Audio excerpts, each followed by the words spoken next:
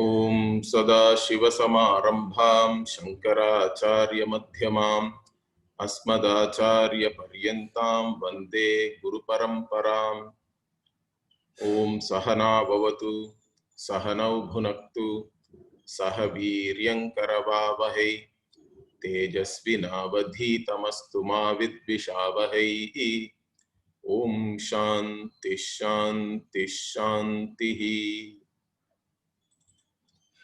ओम सहस्रशीर्षा पुरुषः सहस्राक्षः सहस्रपात् स भूमिं विश्वतो भृत्वा अत्यतिष्ठद्दशाङ्गुलम् पुरुष एवेदगुं सर्वं यद्भूतं यच्च भव्यम् उतामृतत्वस्येषा नः यदन्नेनातिरोहति एतावानस्य महिमा अधोऽध्यायागिश्च पूरुषः पादोऽस्य विश्वा भूतानि त्रिपादस्यामृतं दिवि. So we just saw the first three rigs of the Purusha Sukta. Again, this Purusha Sukta, I told you, appears in Rig Veda, Yajurveda and also Atharvana Veda. And there is a slight Patha Veda also is there between the Rig Veda Purusha Sukta and the Yajurveda. What we are chanting, which is very popular, is the Rig Veda Purusha Sukta only. Now we already saw the meaning for the word Purusha. Correct? There are different meanings are there. But by just understanding the different meanings of the word Purusha, we can actually understand the entire teaching of Vedanta, which is nothing but an equation. The Purusha itself can be interpreted as the Tatpada Vachya. That means the direct meaning of the word Tat in the Mahavakya Tattvamasi. Tat there comes as Jagat Karanam, Karana for everything. In fact, even in the Purusha Sukta, initially, Purusha is presented as Jagat Karanam only. So the Tatpada Vachya means what? The direct meaning of the word Purusha can be interpreted as the Jagat Karanam. How Puruni Mahadadi Tattvani Sanoti Paramatma, like that if we take it, it becomes Tatpada Vachya. Okay. So Mahadadi Tattvani means what? Initially when the Srishti came about, how did it come about? So there is a unmanifest Avyakrita state. Then from there, first Ishvara visualizes. So Ishvara identifies, or Brahman identifies with all knowledge, we have to say. It becomes Sarvajnaha. First all knowledge, identification with all knowledge, then only the actual differentiation and the Srishti, etc. starts. So there is a certain krama is there. There is an order in which the whole thing evolves. So Mahad Ahankara, like that it is presented. So the one who has become all these things, this entire world, the Jagat Karanam, is the Tatpada Vachya. So Purusha Sabda, Puruni means Mahadadi Tattvani. Sanoti means to give, Sandhatu, to give. The one who has given all these things means the giver, or one who has actually become everything, one who has manifest as everything. But in a way you can also take as the one who has given this entire world to us. We are all more like travelers who have come here, for whom everything is provided, everything is given, correct? So in the given, we have to recognize the giver. That is an important thing. So that is one meaning we saw already. Then what about Tatpada Lakshya? Lakshya Artha means what? Implied meaning. Because there is no equality or identity if you just see the direct meaning. Because direct meaning of Tat is Jagat Karanam. Direct meaning of Tvam, if you take Tattvamasi as an equation, direct meaning of Tvam is the individual. Now, individual cannot be identified or individual cannot be equated with the total. No way. There is no identity there. So we have to see the implied meaning, Lakshyartha. By implication, when we talk about Jagat Karanam also, the Jagat Karanam is called Tatastha Lakshanam actually. Means you can point out something by showing something which is incidental. Like if you want to show someone a house, let us say, you can say wherever the crow is sitting, that is the house. You have to go to, somebody asks you, I want to go to somebody's house. You have to show him that house, correct? How are you going to show that? You say, see there one crow is sitting, that is the house you have to go. Or you can even say, see where the crow was sitting. Crow need not be even sitting there right now. Understand that. That is the incidental attribute we call it. Incidental means what? Crow is not the part of the house, correct? But still we can use crow as a way of indicating the actual house. So either you can say if the crow is sitting there right now also, crow is not an attribute of the house. Okay, if the crow was sitting there, both of you saw a crow was sitting on top of a house. That way also you can use it to indicate which house it is. Similarly, the Jagat Karanatvam is not the nature of Brahman, the Vastu. Jagat being the cause of everything also is only an incidental attribute of this limitless Brahman. It is only incidental, but that is because we are all encountering this world. We have to also account for it. So we are accounting for it by showing that Brahman is the cause of everything. By showing Brahman as the cause of everything, what happens? The world becomes mithya. Like even the pot is really only name and form. The actual substance is only clay. Or we can take even gold. The actual substance is really gold. What you see is only, but you think that a chain or a bangle is an object, but it is only a name and form. If you touch the chain, you are really touching the gold. If you weigh the chain, only gold is the weight, correct? If you look at it as gold, only gold is there. The name and form really does not count. So names and forms are all only dependent on the gold for their very existence. They are all dependent. They are all dependent on the gold for their very existence, means they do not really exist. Understand that. They are only names and forms. That's what is called mithya. They appear. They are all appearances, but they do not have any existence of their own. Like that, this entire Jagat itself is shown as only an appearance. It's all only names and forms. What really exists is Brahman alone. And that Brahman, when you show it as the Jagat Karanam, that is also only incidental, because from the standpoint of the Jagat only, Karanatvam for Brahman we can say. But if we look at Brahman as Brahman, there is no Jagat Karanatvam in Brahman. Understand that. That is only incidental. Like even saying wherever the crow is sitting or crow is sitting, that is the house you have to go to. Like that, to point out Brahman, we say that it is Jagat Karanam. In the process, we make Jagat as Mithya. And since Jagat is Mithya, Jagat Karanatvam of Brahman also is Mithya. It is only an appearance. It is not its Swarupa or its very nature or reality. Its very nature is that it is Satyam Jnanam Anantam. It is existing, and it is also not Jadam. It is a conscious entity. So the self-existent, self-revealing consciousness is alone the reality. And that is what here also this Purusha Suktam is trying to teach that only. So that from the word Purusha itself we are trying to derive that. That is the beauty.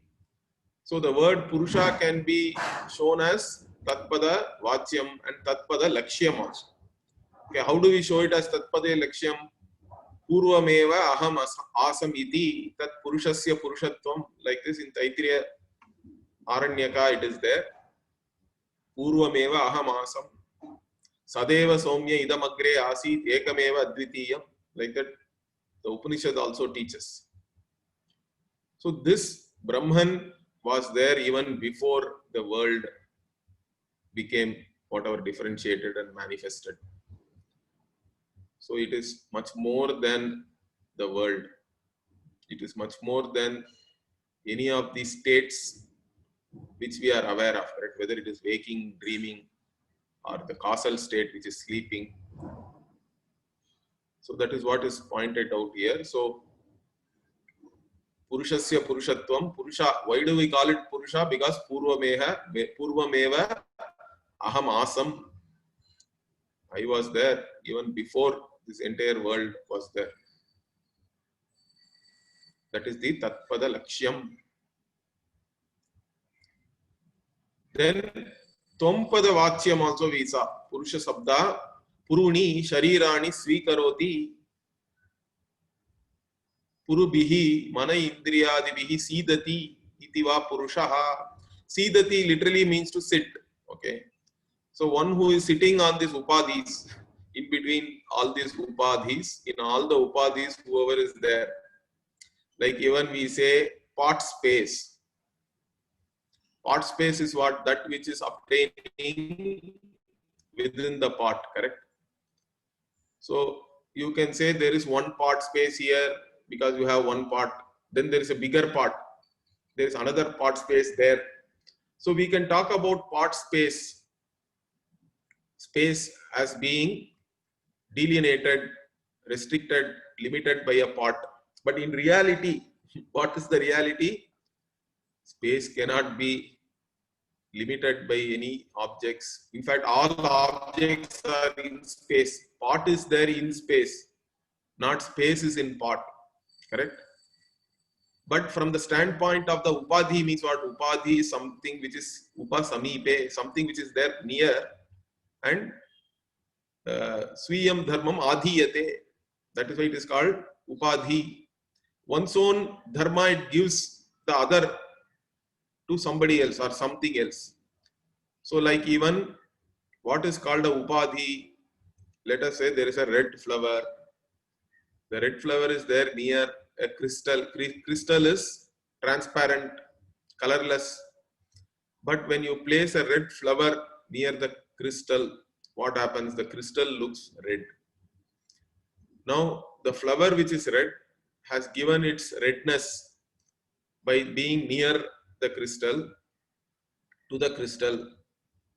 That is why it is a upadhi, but really there is nothing has happened, correct? Similarly, the pot is limited, but it has given its dharma to the space, you can say. We think that there is a pot space, but in reality, space cannot be, space is indivisible. Everything is in space. Like that, this Brahman, this Vastu, Purusha, is sitting amongst all these upadhis. So from the standpoint of the upadhi, if you see, then it becomes Tvam-pada Vachya. Tvam is an individual with reference to a particular body, mind, sense complex. The same Brahman becomes an individual. In fact, all our problems are because of the individuality only, because you take the individuality to be real. But there is no analysis of that, actually speaking. Nobody has analyzed one's own individuality. Without analyzing, we have taken oneself for granted. We think we are an individual, limited in all ways, and because of that we cannot accept ourselves. So our problem is one of self non-acceptance, born out of a certain self-judgment that one is limited in all ways and I am not able to accept my limitation. So I am all the time searching to become the limitless, but you cannot become the limitless because limitless should already be there. Okay. Anyway, so the Tvampada Vachya also is Purusha, like that we can interpret it. And Tvampada Lakshyam, Purshu, Deva Rishi, Nara, Tiryagadi, Sharireshu, Shetaha, the Dehi. Okay, so the one who is Shetaha means again one who obtains, one who sleeps, you can say. Okay, one who is there within all these Upadhi, the conscious being, that is the Tvampada Vachya. Whether you take the Tatpada Lakshya or the Tvampada Lakshya, both are same, both are conscious being, and there is only one consciousness. Nobody has ever objectified another consciousness. Shruti has to come and say that. Shruti also confirms that. Shruti says there is only one consciousness, which is like one sun, okay, which is lighting up everything. Correct? This analogy is given in Bhagavad Gita also in the 13th chapter. Yata prakashayatyekaha, like that Bhagavan says. So like one Surya is lighting up everything. Similarly, only one conscious being, Brahman, is there, which is lighting up all the upadhis. So when you say, I see a sentient being, conscious being, you are only seeing the upadhi, the body, not the consciousness itself that can never be objectified. It need not be objectified because it is self-revealing, which is yourself, in fact.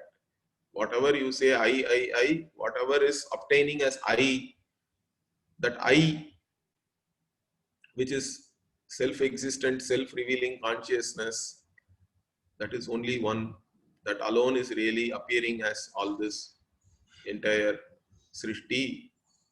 Like even your whole dream world is nothing but you, correct? Similarly, waking world is no different from that. If you want, you can take it as the dream of Ishvara. Okay, so like this, Tatpada Vachya, Tatpada Lakshya, Tvampada Vachya, Tvampada Lakshya, all four you can interpret Purusha, the word, to mean. From there, we can understand the entire teaching of Vedanta, which is Tattvamasi, which is an equation.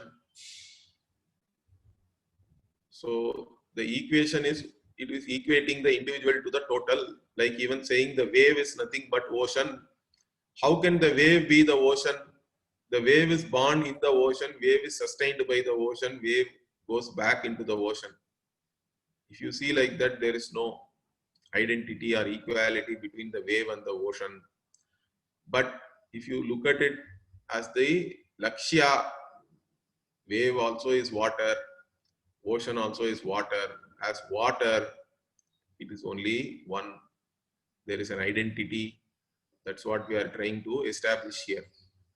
So now the Purusha Sabda, of course, you can give some more meanings also. Those things are not relevant here. But anyway, so we understood this. Now we go into the actual Rig, the first Rig. Now, the Sayanacharya's Bhashya, if you see any Rig, any part of the Veda when we chant, we have to actually remember the Rishi, Chandas and the Devata. That is what is called Nyasam. All japa or chanting, you have to do Nyasa Purvakam, we say. You have to always remember the Rishi, Chandas and the Devata. So Sayanacharya here gives the Rishi is Narayana Rishi. For this entire Purusha Suktam, the Rishi is Narayana Rishi. That's what Sayanacharya says. That is the tradition. Then what is the Chandas here? The first 15 rigs are all in Anushtup Chandas. Anushtup Chandas means 32 matras, 4 padas, and 8 syllables per pada. So even here you can see Sahasra Shirsha Purushaha is 1 pada, it is 8 syllables. Sahasrakshas Sahasrapad, another 8. Sabhumim Vishwato Vritva Atyatishtat Dashangulam. Like this, 32 syllables or matras are there. This is Anushtup. Then only the last one is Trishtup. Trishtup is 44 syllables. Okay. It's a longer meter. Now the Rigveda Purusha Sukta has only 16 rigs, but the popular version is there, which is I think maybe from the Yajurveda, which has 18. So when we normally chant, we chant all the 18 rigs. And then the Uttara Narayanam is there. That also we chant always as part of the Purusha Sukta. After these 16 or 18 are over, some more are there. It is called Uttara Narayana. So anyway, we will see all of that here. Now, who is the Devata? Purusha, Purushanna Param. Like that, even in the Veda it is said, and even in Bhagavad Gita, Uttamah Purushastvanyaha Paramatmetyudahritaha. The 15th chapter, Uttamah Purushaha, who is Anyaha means who is actually different from all this cause and effect, from the manifest and the unmanifest. Okay, the one who is the basis for everything, one who gives existence to everything, that is the Uttama Purushaha. That Purusha is the Devata, one who has become everything. Jagat Karanam, Sarveshwara, Paramatma is the Devata here. Like this, Sayanacharya gives the Nyasa in the beginning. So how does this Purusha Sukta start? Sahasra Shirsha Purushaha.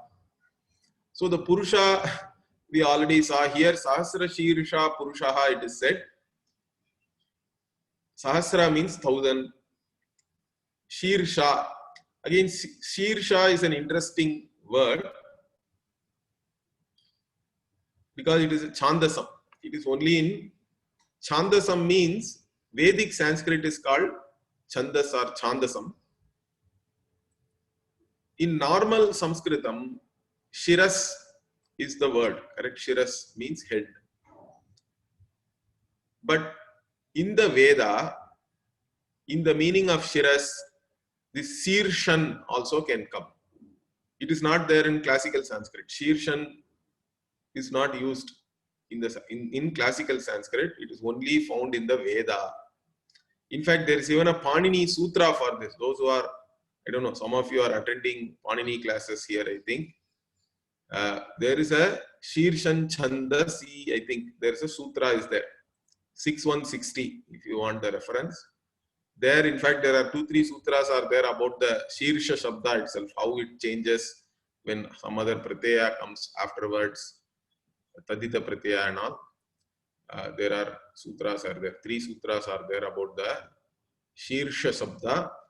So in the Veda, both Shiras and Shirshan is the Shabda, and sometimes it becomes Shirsh, that Nakara goes, Shirsha also is there.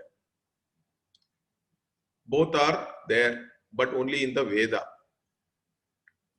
So Shirsha means basically it means head, 1000 headed. This Purusha has 1000 heads.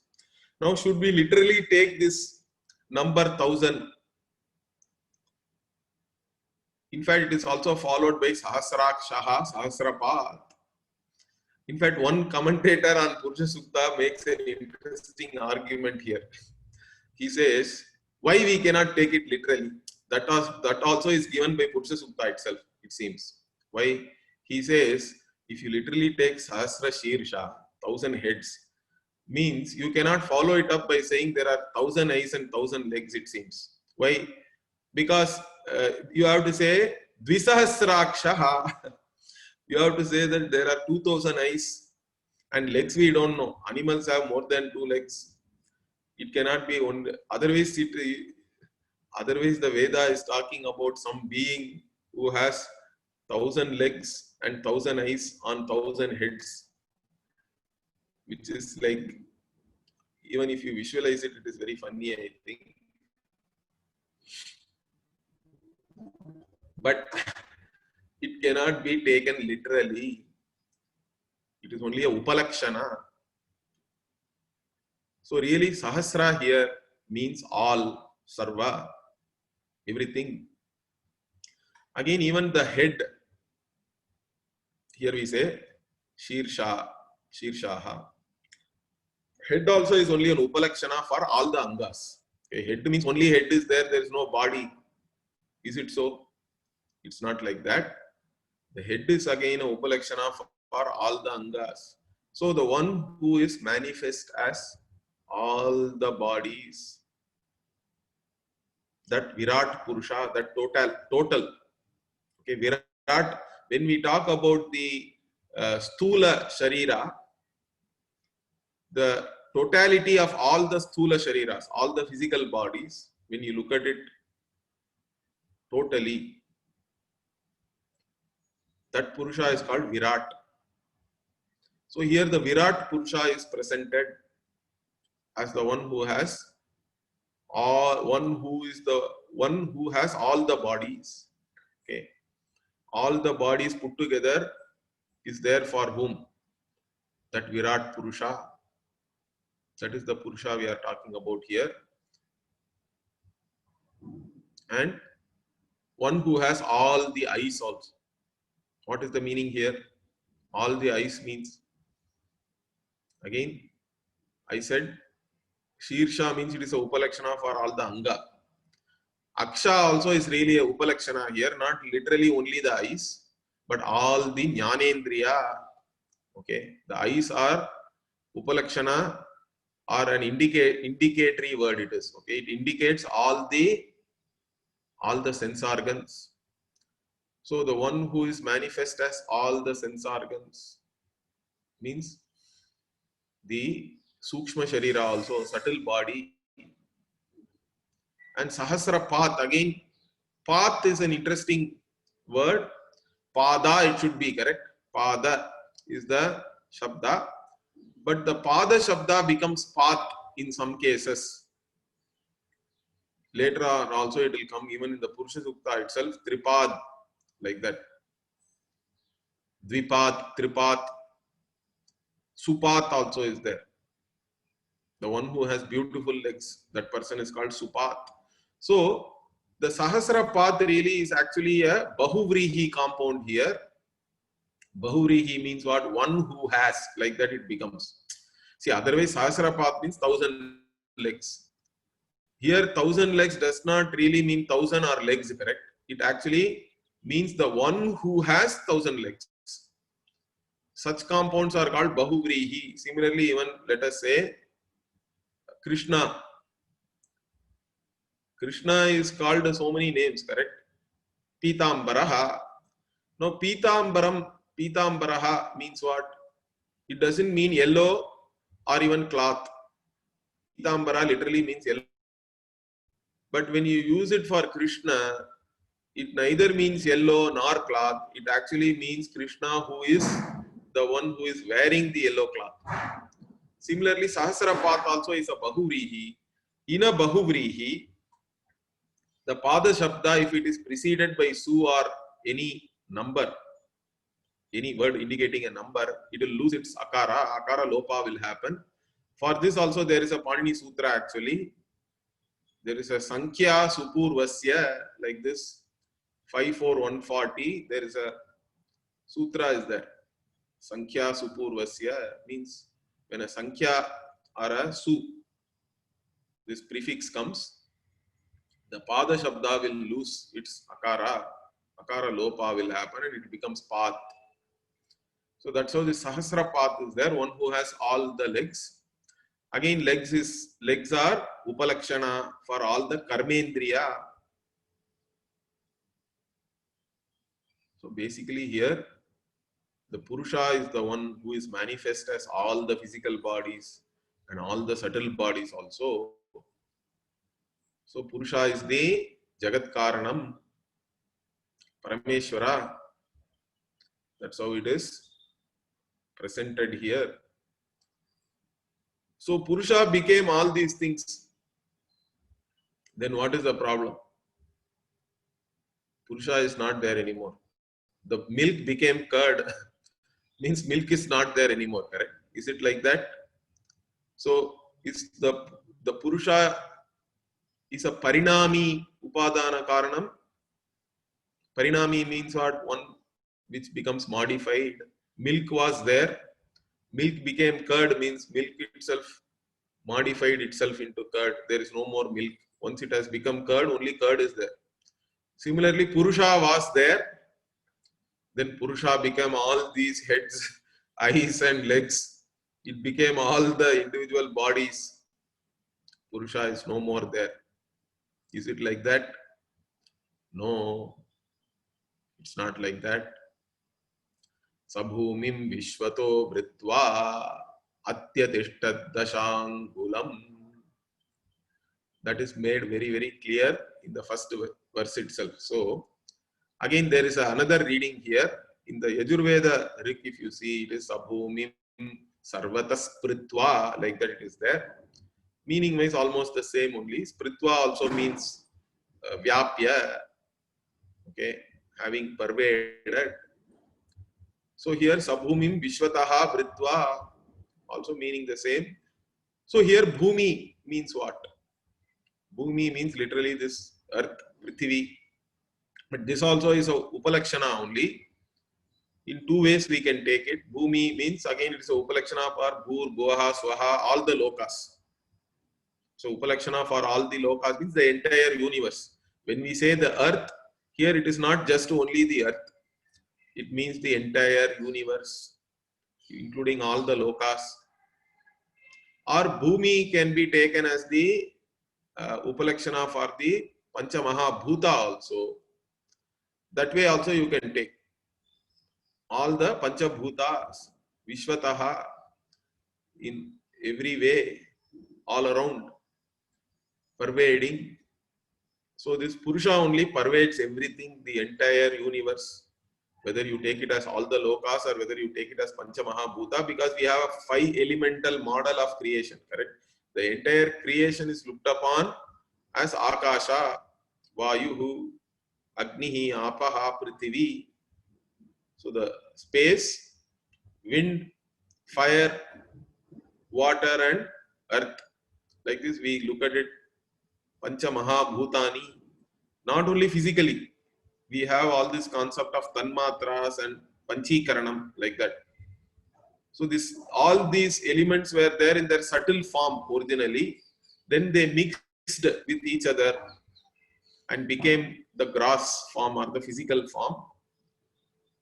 So the 5 elemental model, our creation model, includes both the physical creation and the subtle creation, everything put together. That is the beauty. So this Purusha pervades everything, all the bhutas. Okay, then what?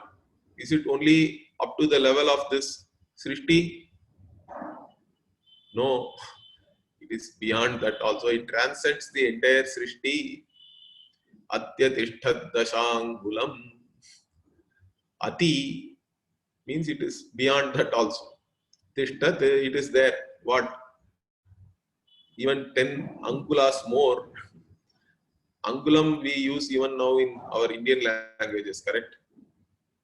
Means in nowadays it means an inch, 10 inches or 10 finger, you can say. Angula really means the dimension of a finger. Means again this Dashangulam also is Upalakshana only, not to be taken literally. It is there even after pervading this entire creation. It is there, it is extending for 10 more inches. Means what does it mean? It means that Purusha is independent of this creation. Like even the pot depends on the clay, correct? Any effect like a pot or a chain or a bangle They are all dependent on their material cause, which may be a clay or gold. So the bangle is nothing but gold. You cannot understand a golden bangle without thinking of the gold, correct? But if you look at gold itself, in gold there is no bangleness. Understand that. In your understanding of goldness, there is no bangle or chain or anything there, correct? Gold is gold. In your understanding of gold, there is no bangleness or chainness or earringness, whatever. See, gold, even while gold is there in the form of a particular name and form, it transcends them, because gold is gold. It is not limited to only one name and form or only one effect and all that. Is that correct? Similarly, this Purusha, who is the Jagat Karanam, who is the Abhinna Nimitta Upadana Karanam, really. That is the speciality of our vision, correct? Our Veda only presents the Jagat Karanam as both the Nimitta Karana and the Upadana Karana. Nimitta Karana means what? The intelligent cause.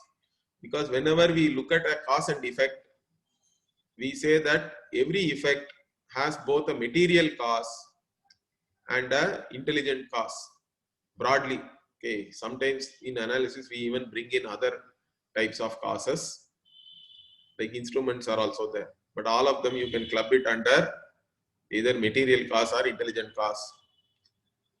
Now the material cause is like the clay or gold, and the intelligent cause is what? The potter, the jeweler, because jeweler only uses the gold to make a gold jewelry.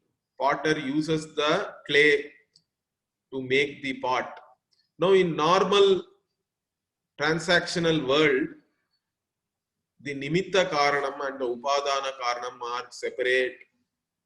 When you buy the pot in the market, the potter also is not bought. Correct? Potter is not sitting in the pot. Only the material cause comes along with the effect. The intelligent cause is separate. Potter is separate. Correct? But if you look at the entire Srishti, the universe, here it is not two separate things. It cannot be, in fact. Ishvara alone is manifest as this entire Jagat. Ishvara is both the intelligent and the material cause. So when you look at Ishvara as material cause, then it is Ishvara is mother, Devi, goddess for us. Like even for our own physical body also, mother is the material cause, correct? Mother's body, mother's food only has become this body. Mother is my material cause. Father is only an incidental cause, correct? Father also is required. Father and mother have to come together to create this body. But only thing is, for this entire world, this father and mother are one and the same. Ardhanari, or even Kalidasa, like he says, Vagartha vivasam praktau, Vagartha pratipattaye, Jagataf titarau vande, Parvati Parameshwara. Parvati and Parameshwara like Vag and Artha, he says. Word and the meaning, inseparable. Once you know the meaning of a word, the word and the meaning are inseparable. Whenever the word is uttered, the meaning will come to you automatically. Like that, Parameshwara and Parameshwari, they are together, they are one only, in fact. It depends on how you look at them. It's only a standpoint. So here, for this entire Jagat universe, the cause, when we look at, it is not two separate causes, like Nimitta Karana is separate, Upadana Karana is separate. No, it is only one, Abhinna Nimitta Upadanam. And this Karanam, when it becomes the Karya, it does not lose itself. That's why it is called Vivarta Upadana. Vivarta upadana karanam means what? It is not parinami upadana. Parinami upadana means like milk becoming curd. It got modified. Parinama. Parinama means modification, change. But here, Vivarta upadana means what? Swarupa aparityagena rupantara apattihi, we say. Swarupa aparityagena means what? Without losing one's nature. Gold is gold always, whether it is a bangle or chain or earring, whatever may be the name and form. Gold is gold, correct? Gold has not become anything else really. Without giving up its very nature, it takes up another form. Means that is what is called Vivarta Upadana. So gold is Vivarta Upadana, like even Brahman also is the Vivarta Upadana of this entire world. In fact, Brahman has really not become anything. It is only an appearance. Everything is only an appearance. That's why we say this Brahman is transcends. Even Purna Madav Purnamidam we say. Brahman was already Purna, limitless, doesn't lack anything. And once the world manifested also, world also is complete. World is limitless, complete, Purnamidam.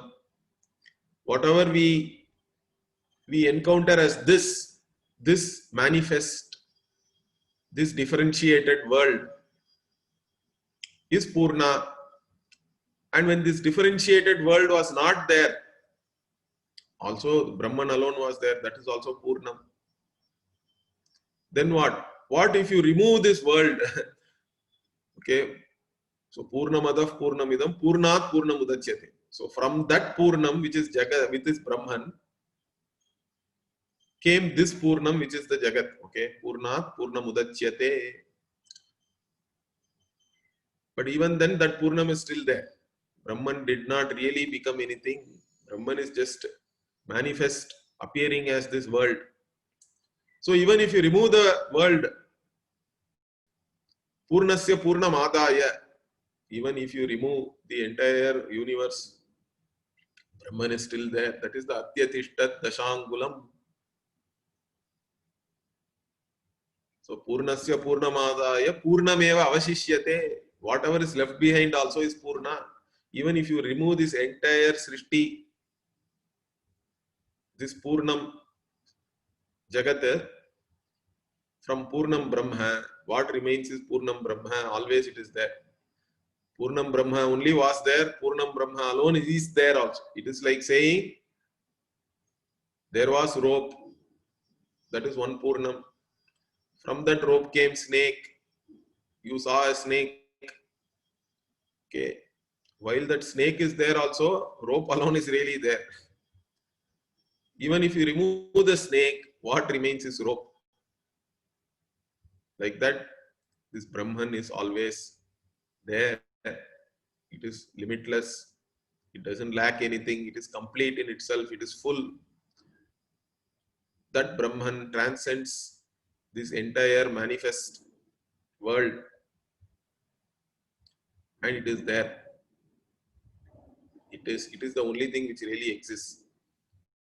It doesn't depend on anything else for its existence. So Atyatittat Dashangulam. In fact, this similar thing is there in the 13th chapter of Gita also. If you see, you can go back and refer. In fact, Bhagavan talks about all the values. Ama, Nitvam, Adam, Ditvam, like that. 20 values. So all these values, he calls it Jnanam, in fact.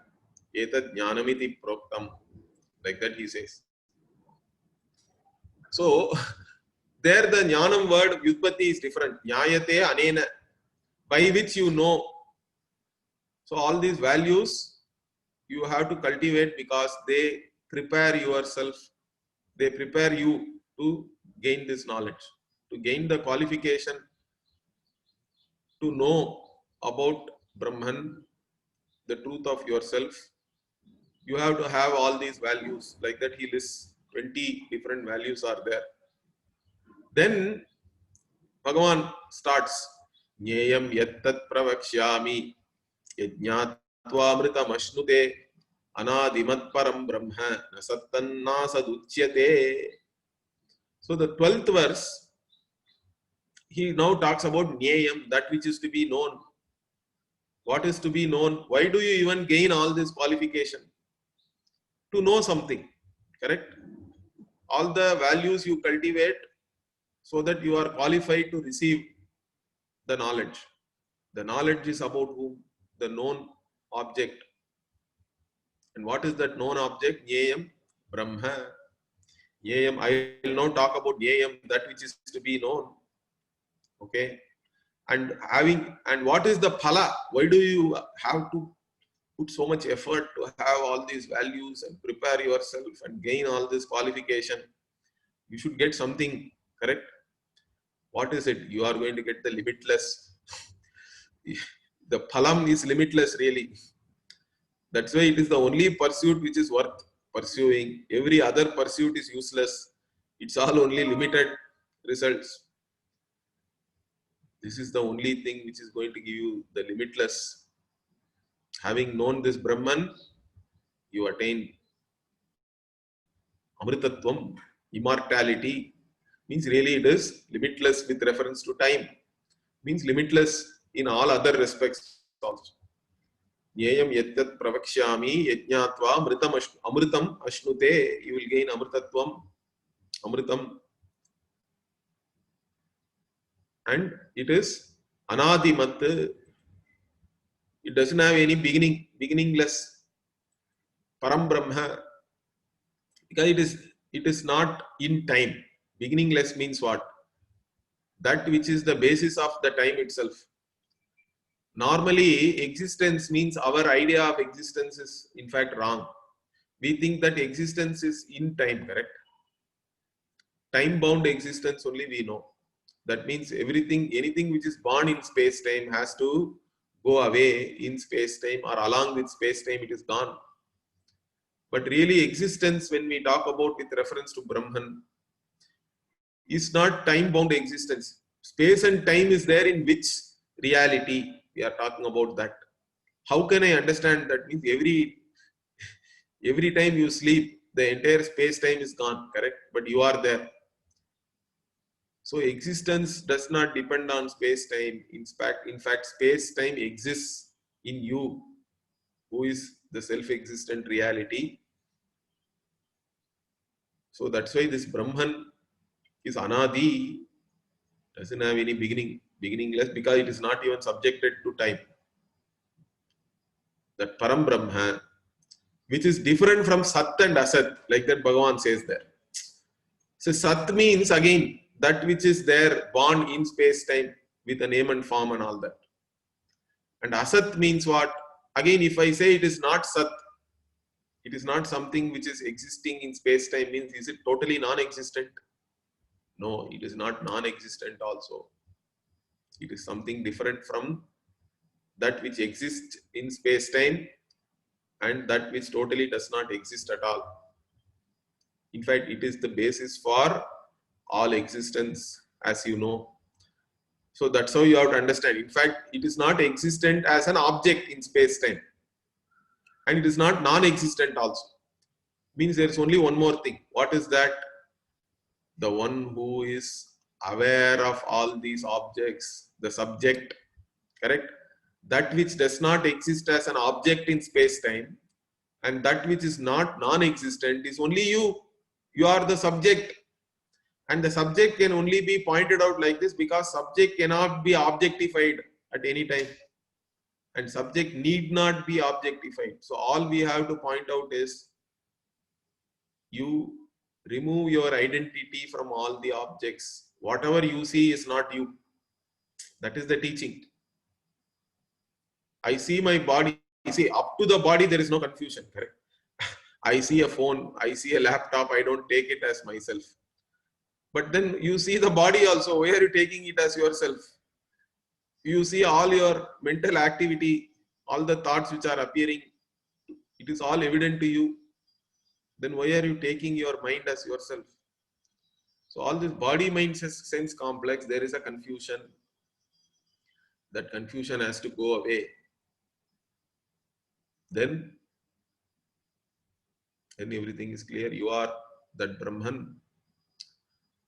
So you gain this Amritatvam, Bhagavan says. And then he gives, similar to this Purusha Sukta, he says, Sarvatah Pani Padam Tate Sarvatokshi Shiro Mukham Sarvatah Shruti Malloke Sarvamavritya Tishtati.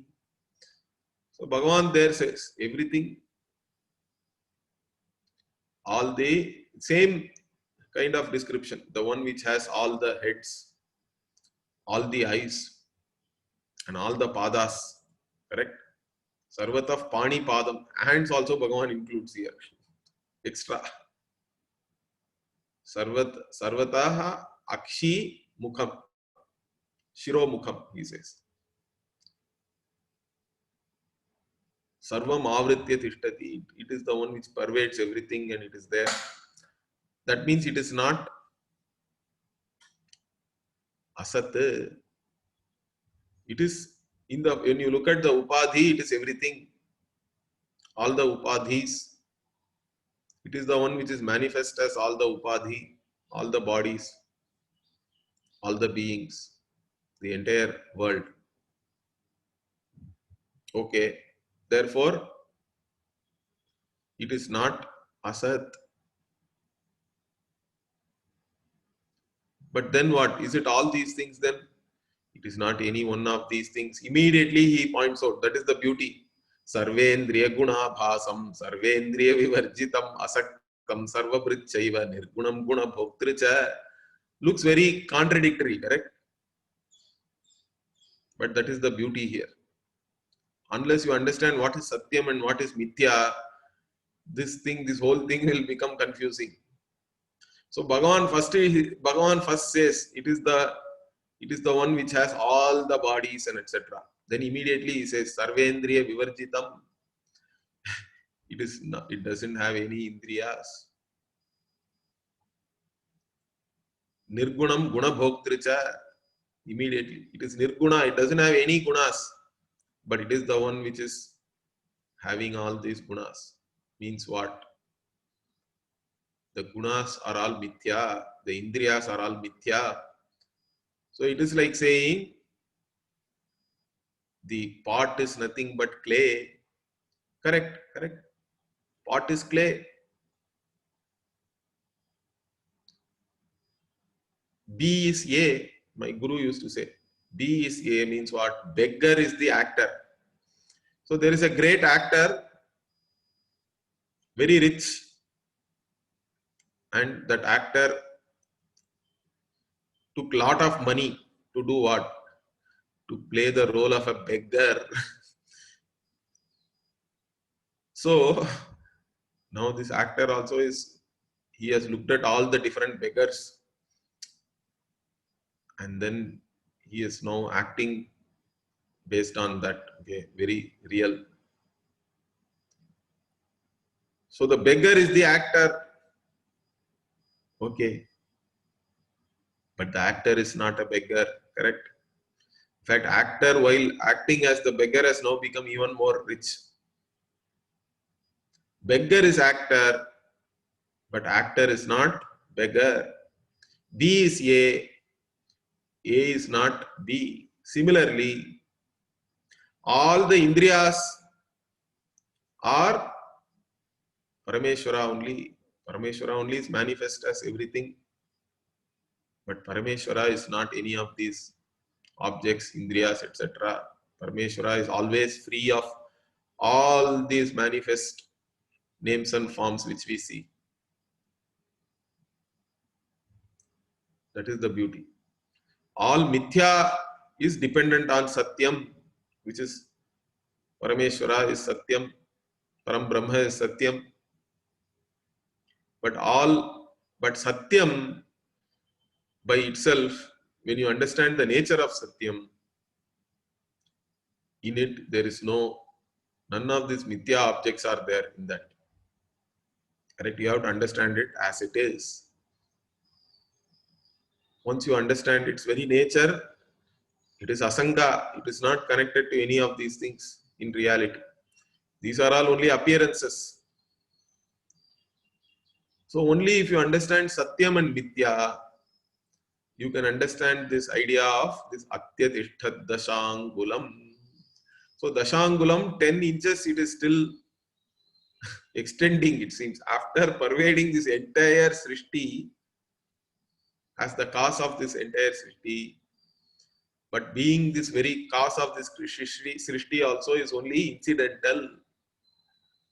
That's not its real nature. You can understand it through this, but once you have understood it, its nature is, it is as it is. It is different from this entire manifest world. It is independent. This world is dependent on that reality, but that reality itself is independent of everything else, unconnected. So that is what we have to understand. To understand this we have to understand what is Satyam and what is Mithya. Unless we understand that, all these things will look very, very confusing. It can look contradictory, but there is no contradiction here. That's how it is taught. There is a particular teaching methodology. Once it is unfolded, then it is all clear. So it continues here. Purusha ye vedagum sarvam yad bhutam yad chabhavyam utamritatvasya naha yadannena tirohati. Like that. We'll see this next week. Om Purnamadah Purnamidam Purnat Purnamudachyate Purnasya Purnamadaya Purnamevavashishyate. Om Shanti Shanti Shanti. Harihi Om Shri Gurubhyo Namaha. Harihi Om. धन्यवाद गुरुजी. धन्यवाद गुरुजी. धन्यवाद गुरुजी.